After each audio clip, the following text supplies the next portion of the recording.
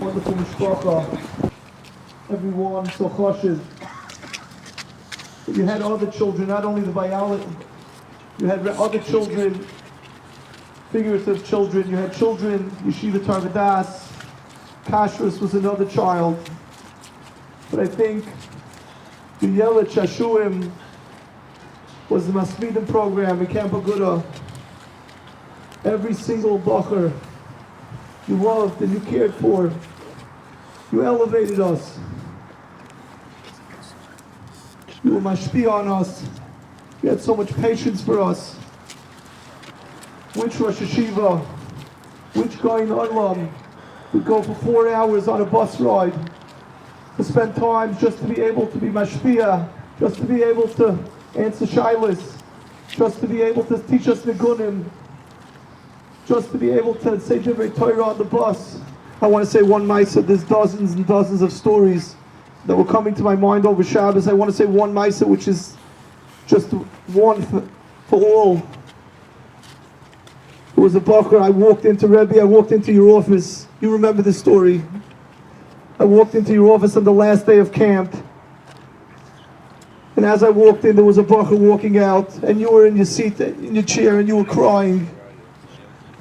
And I said, Rebbe, what's the matter? And you said, this bacher, he was a terrible stutterer. Terrible. And I met him he came to say hello to me the first day of camp. And I saw he stuttered so terribly. I said, Rebbe, you said to him, come to me. I think I can help you. I can help you talk better. And this bacher came the first time, and Rebbe, you gave him the homework, what to do, to work on himself. And he came back a second time. But then he stopped coming. And now he was coming to say goodbye. It was the end of the summer, and you were crying, Rebbe, because he's still going to be a stutterer. And you could have helped him, and that's why you were crying. But the story doesn't end then. The next summer, I meet the bacher, Masmid.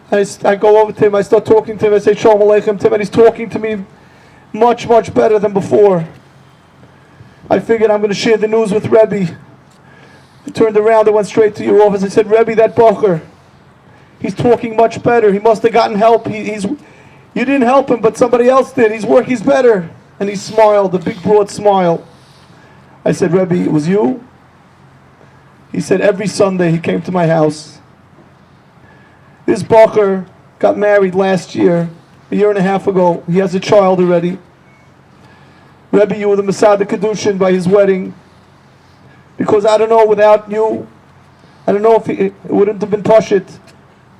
And now this bacher, this younger man, goes around helping other people with stuttering problems. He helps them because he learned from you how you have to care for every single person, no matter what, no matter who.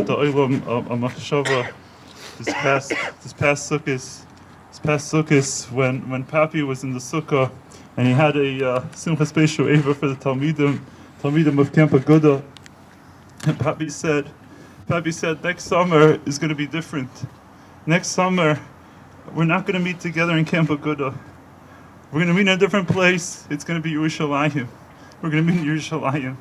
I took this, I was very, very shooken up when I heard these words from Papi, but I believe it was a nevuah that was nafal b'pumei, and Bezras Hashem, we should join Papi again. Papi's going to Eretz Yisrael. He's going to be waiting for us, and we're going to join him once again when the Zman of Yemais Mashiach with Tchias HaMeisim. The Lord has asked me to ask Mechila b'shem Valbatim and b'shem of the administration, and to make a pledge that we will not forget. We'll continue to do what you set out to do, Rebbe, Erlich and find without hurting, to do and to grow, so that the Meiset continues to be Machzor Liyoshna the way it was, to be the crown of Klal Yisrael. Please be a Meilitz Yosef for the family, for the Talmidim, and for Torah V'das, to whom you were dedicated your whole life. al mishkavoy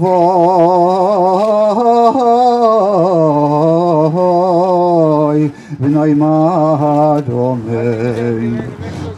Please, only those that went to the mikveh should carry the oil.